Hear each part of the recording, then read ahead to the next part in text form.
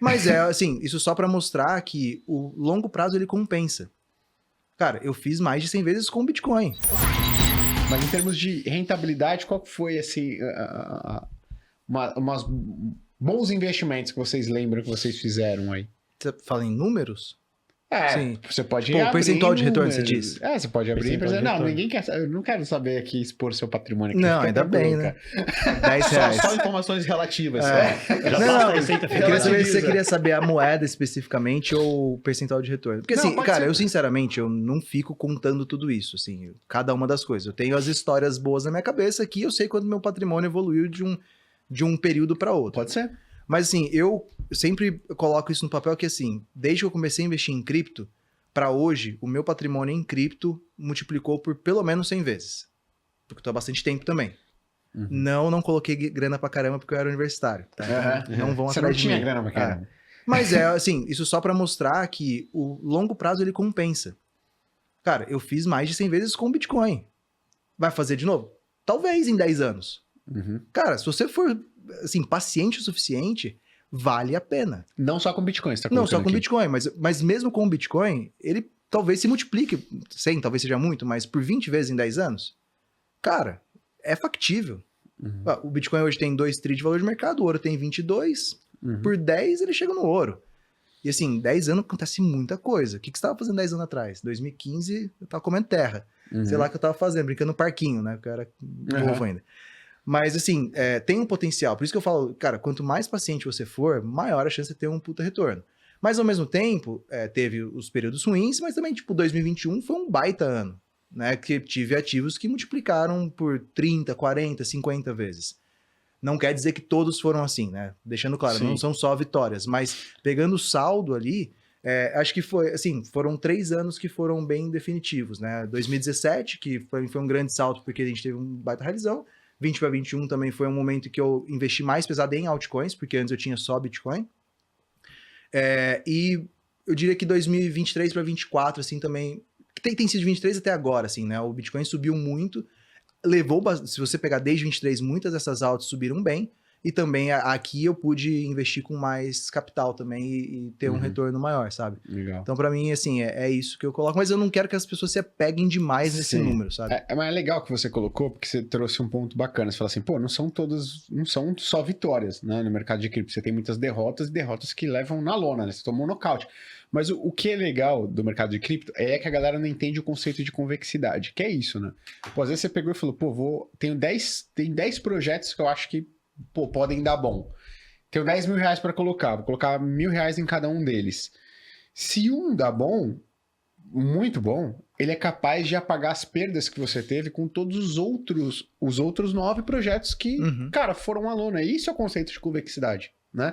Não quando a galera fala, você só pode perder 100% e ganhar 70 mil por cento. Não, acho que para mim o conceito de convexidade bem aplicado é esse conceito quando você diversifica em 10 projetos, por exemplo, em cripto, ou aí a gente pode falar de mercado de ações, mas acho que se aplica bem ao mercado cripto quando você fala, cara, tem 10 projetos sensacionais. Cara, se um desses dá certo, ele é capaz de pagar 1, 2, 3, inclusive até os 9, dependendo de qual o tamanho desse acerto. E acho assim, mais importante do que isso é o que eu falei, se 2017 foi bom, 2018 foi ruim. E se 2021 foi bom, 2022 foi ruim. E em alguns desses anos, cara, o meu patrimônio de cripto caiu 80%. Sim. E, Basama, por que você não vendeu lá em cima e recomprou lá embaixo? Bom, primeiro que seria muito fácil, né, você aceitar os momentos exatos. Mas mesmo assim, existiam métricas para você falar, não, aqui é mais ou menos um topo, aqui é mais ou menos um fundo. Tem uma promessa que eu fiz para mim desde que comecei a investir em cripto, que principalmente Bitcoin e posições maiores, eu não venderia, mesmo nesses momentos. Por quê? Cara, a partir do momento que você foi lá e fez 10 vezes com o investimento, você vendeu, é muito fácil ir lá gastar essa grana. Fala, puta, tá bom. Eu acho que seria muito fácil para mim eu tirar o aspecto revolução tecnológica do investimento se eu tivesse só liquidado ele. Porque eu deixei claro para mim que eu não queria aquela grana de curto prazo. Não importava para mim se o Bitcoin tinha multiplicado por 10 de um ano para o outro. E continua importando para mim o que o Bitcoin vai ser em 2030, 2040. Se o Bitcoin hoje está $100 mil, ótimo, bacana. Hoje eu tenho outras questões da minha vida que eu vou lá e vou realizar um pouco de lucro. Mas eu acho importante que a gente tenha um apego ao nosso investimento, não que você vai casar com ele, mas tenha um apego para além do só, number go up, né? Assim, vai valorizar. Tem que ter um porquê que você tá fazendo esse negócio, sabe? Eu acho que toda vez eu repito e acho que por bastante tempo ainda vai ser verdade. Se você está ouvindo esse podcast, você ainda tá nos 3, 5% das pessoas que estão dando o primeiro passo. Cara, tem muito para crescer ainda. Então, assim, se apegue a alguma coisa a mais do que só o número na tua conta bancária, né? Se apegue a algo que, pode mudar pra caramba o jogo, porque essa é a convexidade. A convexidade não é dobrar o seu capital. É você multiplicar por muito. Não, desculpa, depois eu falo, quando o Casta falar, eu faço outra pergunta aqui. Show. Em termos gerais, cara, eu entrei um ciclo depois do Vini, né? Então, o meu percentual de alcançar é exponencialmente menor que o dele. Mas ainda assim, cara, se você considerar quando eu entrei nesse mercado, eu hoje tenho mais ou menos uns 10x em cima do valor inicial. Mas também eu não entrei com muita grana. Eu sou servidor público, né? Eu abandonei a carreira pública para entrar no mercado financeiro e aí servidor público não tem grandes patrimônios. Eu tinha uma reservinha que eu coloquei, que hoje para mim é uma grana que está posicionada para eu alcançar alguma coisa maior no futuro, mas ainda não é uma parada que eu ia falar, se aposentou, sumiu do mapa, que nem o colega igual advogado lá. Igual advogado lá, que, pô, agora valeu, galera, Ilhas Caimã, aquele Caribe. tonto lá, gestor de investimento, falava que não valia nada. Não é isso. Fica aí com o seu lastro. Mas assim, eu também passei por isso que ele falou, né, de ver o portfólio derreter. Eu entrei mais ou menos entre final de 20, começo de 21. 21 foi um ano dourado.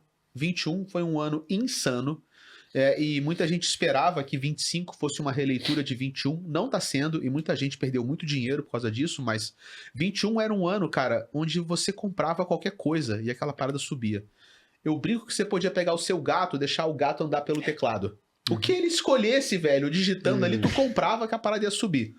Né? E, cara, e subia. Numa semana o negócio dobrava de valor. Era assim, 3x, 4x, 20x, tudo disparando. Surreal aquilo, velho. E no final de 21, quando acabou o ciclo, eu também não me desfiz de muitas posições e segurei uma boa parte da bag. E o portfólio derreteu. Então, quando entrei em cripto, eu cheguei a triplicar o valor naquele ano total, depois derreteu 80%. E agora, na volta, eu tô 10x em cima do valor inicial. Né? Aquela, se eu tivesse liquidado nos 3x e entrado depois, eu teria feito uns 60x. Não tava aqui. Não tava aqui. Você tá com advogado. Mas faz parte do aprendizado, cara. E eu vou te falar o seguinte. Muita gente no nosso mercado, acho que o Bazan também, começou a entender, porque nós, e não eu, ele, muita gente segurou muita grana depois do final do ciclo passado, né? De 21 em diante. Porque a gente não tinha ainda no mercado cripto um bom entendimento dos fatores macroeconômicos. A gente em cripto não falava de M2, juros, não tinha muita relação também. Não tinha relação, a correlação estava nascendo. 21, e o ciclo de 21 foi o ciclo onde macroeconomia e Bitcoin colaram um no outro. E a gente só aprendeu isso em retrospectiva. Entendeu?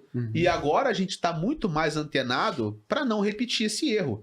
Muita gente em cripto já tá ligada. Cara, vamos olhar aqui os dados macroeconômicos, vamos olhar o JOLTS, taxa de desemprego, a reunião, doideira, a fala do cara? Powell. Né? Vocês começaram no mercado de cripto quando os caras estavam discutindo no Twitter, vendo lá quem que falava mais de qual moeda, né?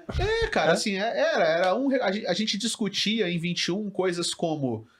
Qual é o coeficiente de Nakamoto da sua blockchain? Que é quantos validadores existem? Que a sua doideira, blockchain cara. é mais descentralizada, Não, a minha é mais centralizada, a sua é melhor. Isso é sexo dos anjos, velho. Cara, tinha uma parada que... E a economia comendo a gente vivo, velho. Porra, os juros fudendo a gente. Não, peraí, cara. Fala sério. Tinha uma parada que a gente falava muito em 2017, cara, que hoje é meio absurdo você falar. Mas tinha o lance do dólar Bitcoin.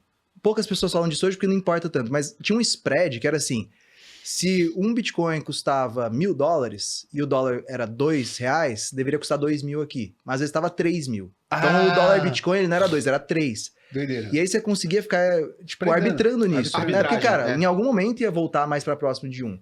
2017, esse era o game. Eu falei, cara, quando o dólar Bitcoin tiver num ágio de tanto, você vende. Quando tiver num deságio de tanto, você compra.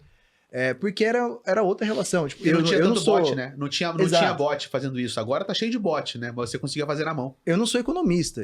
Até 2021, cara, sei lá o que eram essas siglas aí que vocês falam todo dia. Agora eu sei pra caramba, porque eu vivo disso. Porque tudo é PMI, CPI, Fed, não sei o que e tal. Agora tem que saber. Pô, eu sou mais macroeconomista que engenheiro de software hoje, pelo amor de Deus, velho. Não, é isso, assim, eu fiz uma faculdade em economia no mercado financeiro, mais do que eu fiz de engenharia na USP, porque... E, pô, mas como assim você não sabia? Cara, porque as coisas mudam. Não precisava disso antes, porque o negócio antes, cripto era completamente descorrelacionado. Agora é correlacionado com bolsa ou com ouro. Cara, é uma maluquice. Você tem que estar lá, vai mudar a todo momento. Daqui a pouco talvez a gente tenha mais que saber o CPI. Agora é geopolítica. A gente tem que entender de geopolítica. Aquele tira o colete de macroeconomista, agora bota o colete de geopolítica.